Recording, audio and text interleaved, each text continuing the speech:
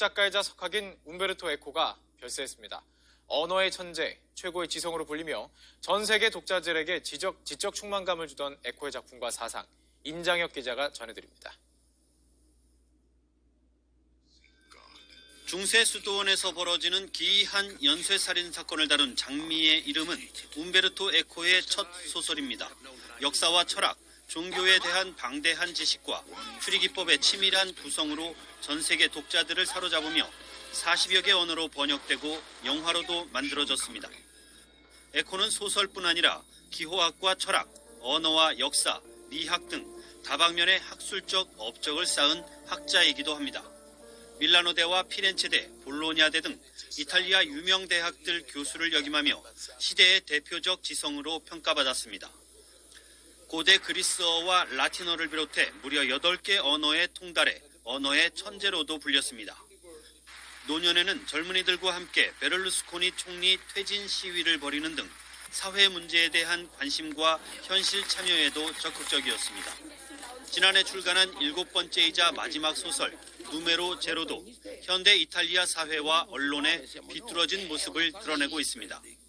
다작 대신 오랜 사유를 통한 문학을 추구하던 에코는 급변하는 시대일수록 속도 대신 노력과 깊이가 중요함을 역설했습니다. Go step by step. Don't pretend immediately to receive the Nobel Prize. Because that kills every literary career.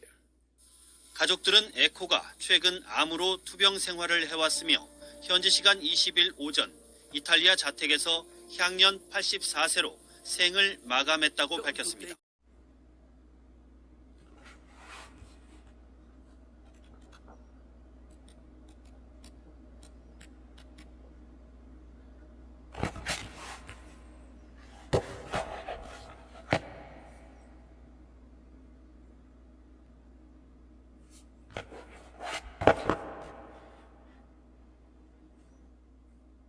안녕하십니까, 라온입니다.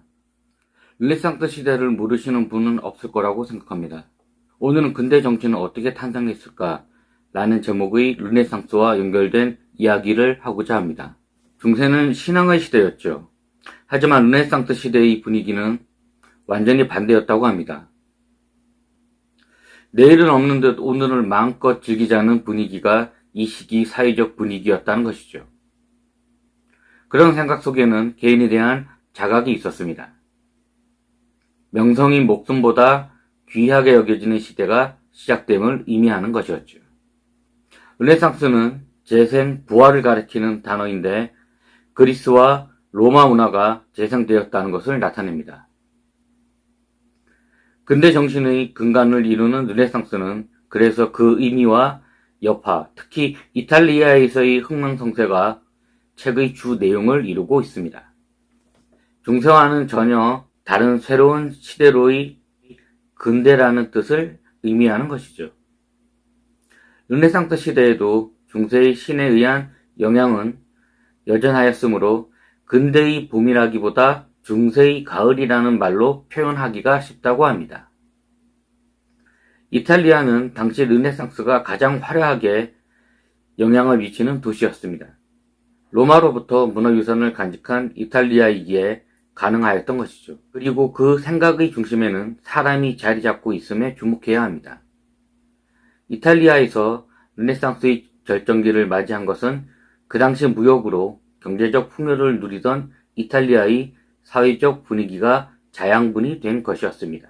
이탈리아는 이때 도시국가 형태로 발전되는 시기였는데 도시 자체의 분위기 자체가 인간을 인간답게 만들어주는 토양이 된 것이죠.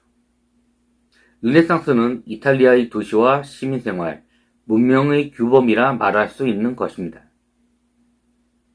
이런 도시들 중 가장 유명한 곳이 피렌체였다고 합니다. 지금의 뉴욕 정도에 버금가는 최초의 메트로폴리스라고 보시면 될 것 같습니다.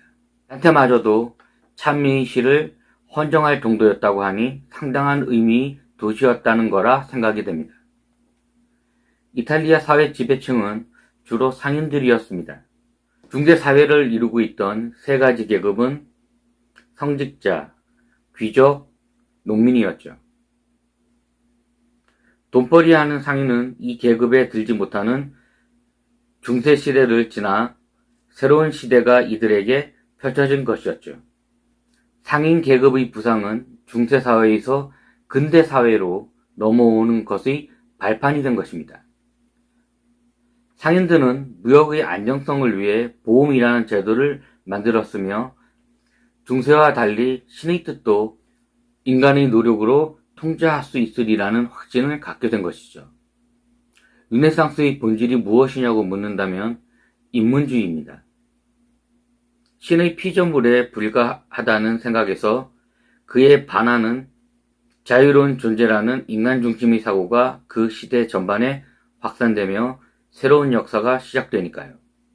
지식에 대한 갈증, 알려는 욕망, 알을 통한 자유로운 개인들의 삶의 의지를 추구하는 것이 하나의 시대 정신으로 실생활에서 구현된 시기라고 보시면 될 것 같습니다. 한편 르네상스 시대를 관통한 기본 정신은 고대의 부활이었으니 고대인들이 말을 자주 인용하였으며 자주 등장하는 폭군 암살자들은 자기들이 고대 로마 공화정기에 독재자 카이사르를 살해한 브루투스인 듯 자긍심에 심취되어 있었다고 합니다. 하지만 고대와 근대의 구분은 엄밀히 말하면 불가능하였습니다. 고대 도시는 농촌에서 생산한 것을 소비하는 중심지였다면 근대 도시는 그 자체가 생산의 중심지였으니까요. 르네상스는 현대 예술의 어머니라는 말이 많이 인용됩니다.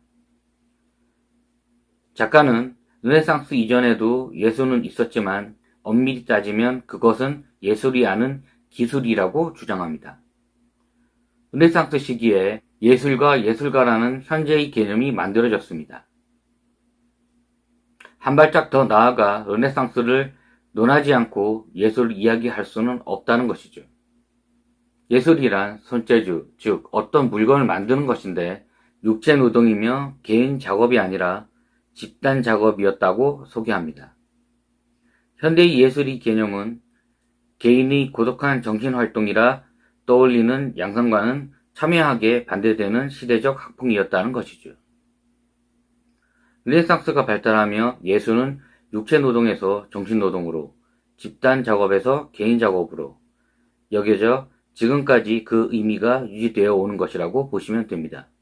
또 깎고 그리고 만드는 이들이 노동자가 아니라 예술가라는 개념도 이때 만들어졌다고 하니 한 시대 정신의 영향력은 그 시대의 문화, 사회, 심리적 기준과 윤리에 기초한 인간 정신 근간을 흔든다는 사실이 확실히 한편으론 정치와 결부시키니 두렵게 느껴지기까지 하였습니다. 탄생이 있으면 소멸이 있듯 이렇게 화려하던 르네상스도 소멸해가는 시기가 찾아옵니다. 15세기에 접어들면서 그 징조가 구체적으로 나타나기 시작하죠. 다빈치와 미켈란젤로의 작품에서도 기존과는 다른 기괴하고 부정적인 표현이 나타나며 인생이 덕이 아니라 운에 좌우된다는 영세주의적 생각이 이탈리아 사회를 지배하는 시기가 온 것입니다. 또 루터의 종교개혁까지 맞물려 부패한 교회와 교단에 대한 비관론이 영세주의와 결합하여 시너지 효과까지 갖게 되면서 커다란 하나의 시대적 풍조가 되어버렸다는 것이 그 당시의 사회상이었습니다. 이는 15세기부터 16세기까지 이어집니다. 가톨릭 교회는 루터주의와 이단에 대하여 반격에 나서게 되죠. 금서 목록을 만들고 종교재판소를 만드는 경우가 그에 해당하는 예입니다. 르네상스가 아무리 획기적인 문화활동이라 할지라도 소수 지식인들의 머물러 있었던 것에 비해 이미 중세를 거치며 신앙에 길들여진 일반 시민들에게는 교황청의 종교개혁 반대는 대중문화운동으로 가기 위한 르네상스의 종교개혁이 필요하였으나 이를 사전에 차단하게 되는 효과를 가져오게 됩니다. 16세기 이탈리아는 스페인의 지배 아래 들어가게 됩니다. 로마 교황청의 반종교 개혁의 거센 광풍에 자유를 박탈당하게 되는 것이죠. 권력의 마음에 들지 않는 지식과 믿음은 화형대에서 죄로 변하게 된 것입니다. 스페인은 당시 가장 독실한 카톨릭 국가였기에 신의 뜻에 반하는 모든 사상과 행동은 죽음으로 이어진 것이죠. 이렇게 르네상스는 사라져갔지만 정확한 지식 추구의 영향은 17세기 과학혁명의 모태가 되었습니다. 르네상스의 가치는 과학적 사고 방식의 탄생을 준비했다는 것에 방점을 찍어야 한다는 것이죠.